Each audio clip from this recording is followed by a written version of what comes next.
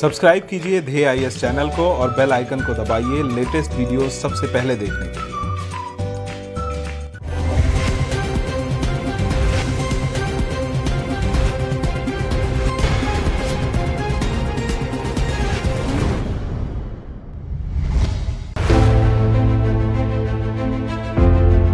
हाल ही में सर्वोच्च न्यायालय ने गोवा में राज्य निर्वाचन आयुक्त की नियुक्ति को लेकर गोवा सरकार को फटकार लगाई है। अदालत ने कहा है कि केंद्र या राज्य सरकार की नौकरी करने वाला या उससे जुड़ा कोई व्यक्ति राज्य के चुनाव आयुक्त के तौर पर काम नहीं कर सकता। कोर्ट का कहना है कि इस जिम्मेदारी को एक स्वतंत्र व्यक्ति द्वारा संभाला जाना चाहिए। डीएनएस में आज हम जानेंगे कि ये पूरा मामला क्या है और साथ ही समझेंगे राज्य चुनाव आयुक्त के पद से जुड़ी कुछ महत्वपूर्ण बातों के बारे में भी।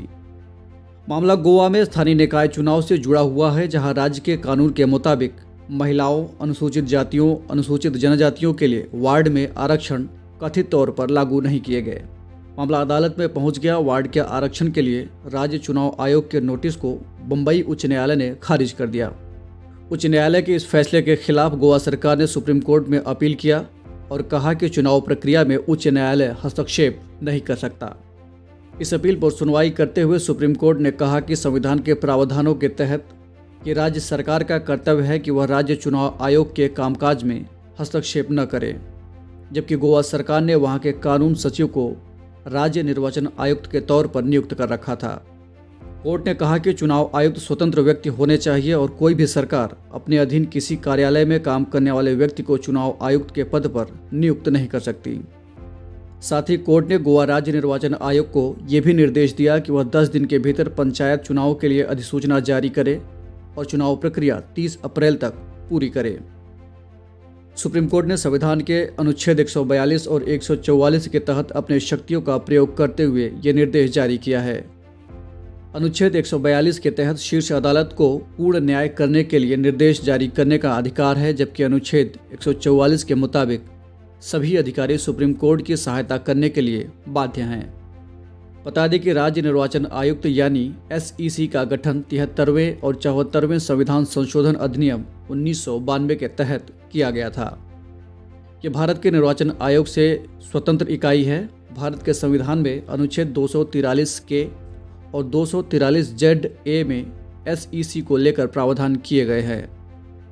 इसका काम प्रत्येक राज्य अथवा संघ शासित क्षेत्र के निगम, नगर पालिकाओं, जिला परिषदों, जिला पंचायतों, पंचायत समितियों, ग्राम पंचायतों और अन्य स्थानीय निकायों के चुनाव को संचालित करवाना है। अनुच्छेद 243 के मुताबिक पंचायतों के चुनाव और निर्वाचन नामावली तैयार करने के दौरान अधीक्षण, निर्देशन और नियंत्रण का काम भी राज्य निर्वाचन आयोग ही करता है। संविधान के प्रावधानों के मुताबिक राज्य का विधानमंडल कानून बनाकर पंचायतों के चुनाव या उससे जुड़े सभी मामलों के संबंध में नियम बना सकता है। राज्य निर्वाचन आयोग में एक राज्य निर्वाचन आयुक्त होता है, जिसे राज्यपाल द्वारा नियुक्त किया जाता है। राज्य के विधानमंडल द्वारा बनाए गए कानून के मुताबिक राज्य निर्वाचन आयुक्त के पद की अवधि और सेवा की शर्तें वैसी ही होती हैं जैसा कि राज्यपाल तय करता है।